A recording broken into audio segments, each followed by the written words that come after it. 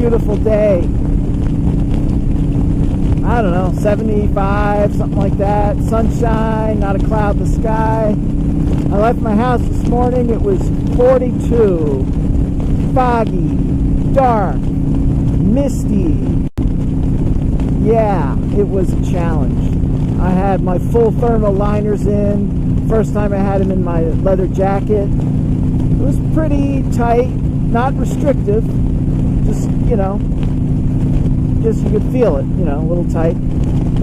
But I was warm as toast, and I am just loving this thing lately, man.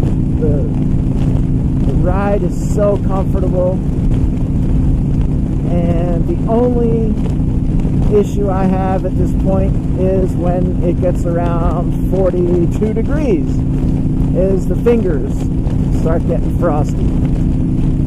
And from what I've read, there isn't a glove in the world that's going to help unless you're plugging it into heat, you know, to electric to heat it up. And I am definitely not spending any money on heated gloves this year. You know, you need the gloves, you need this little regulator thing so it doesn't burn your hand, and, you know, the wiring plugs into the bike and all that. I'm just not up for that this year. But anyway, you know, I didn't freeze. I was okay. I've ridden in colder than 42 before. So after, you know, about 20 minutes into my ride, it started getting light, but the fog was brutal. I actually did vlog a little bit, but I had to keep my face shield cracked open. Otherwise, it just totally mists up, even if I'm not talking. And that's not really good, but I haven't found any way to prevent that. I know they make stuff that's supposed to prevent it from fogging up and everything, but when it's 42 degrees out and 98.6 inside your helmet or whatever, you know, and there's that much moisture in the air, I don't really think you can avoid it. So I couldn't really do a quality vlog because the wind noise is so much. Anyway, the gist of it, other than seeing, you know, basically darkness, and let me tell you, walls of fog. I mean, it's like literally like riding into a cloud, such that you have water droplets on your windshield, mirrors, face shield. You know, you could feel the clutch lever and the brake lever is wet. So, you know, that's not really fun. And the thing I worry about the most is some knucklehead behind me not seeing me. I mean, cars whizzing past me in this really bad fog where you have like 20 feet of visibility and they're doing 75 miles an hour. So I'm, you know, really keeping an eye on the mirrors for that. You know, I could always put my four-way flashers on, but, you know, people aren't paying attention. You don't even know if they'll see that. So, you know, that's the challenge in the morning when you get into October, where we are now. It's the 7th or 6th or something today. But, you know what? It was worth it. I mean, the fog eventually lifted. As soon as I get into New York and go up the mountain, get some elevation, the fog's gone. It's still cool, but it's sunny. And that little bit of discomfort in the morning, the payoff is in the evening, like now. It is beautiful riding. Beautiful riding. I mean, if I was in my car right now, I would be thinking about, oh, you know, if I was on the bike, it would be so great. So anyway, I haven't done, you know, vlogs lately, riding wise, but there hasn't been much to tell. Just me riding around on my super comfortable Sporty now that I got the shocks and all that straight. I did get a replacement shock. One of them was really squeaky. I don't know what the deal was with that. And there was something in the paperwork or something. It was like, you know, it needs to like settle in or something, but it didn't. So swapped that out last week. It's perfect. I've been going online searching for a suitable rear brake rotor.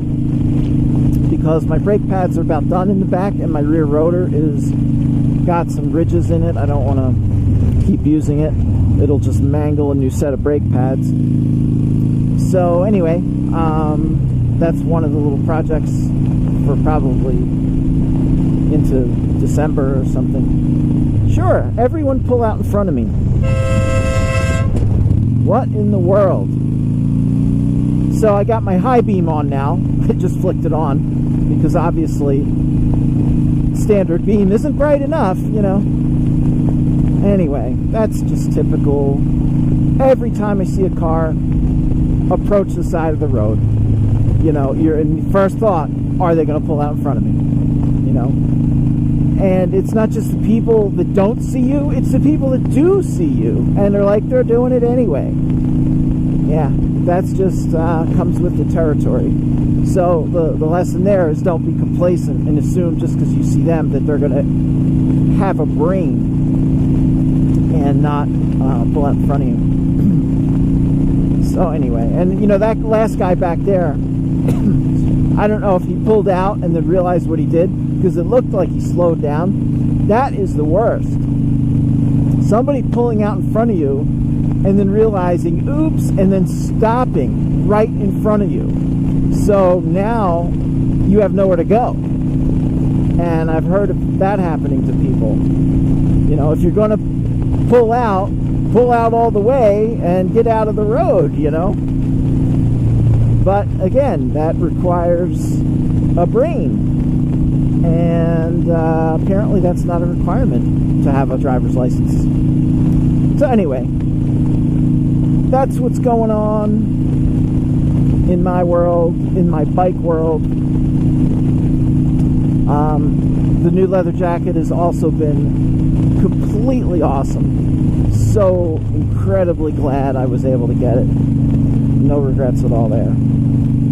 So it's just really nice after a year of whenever I could scrimp together a little money, doing the various things that needed being done to make this bike nice and comfortable.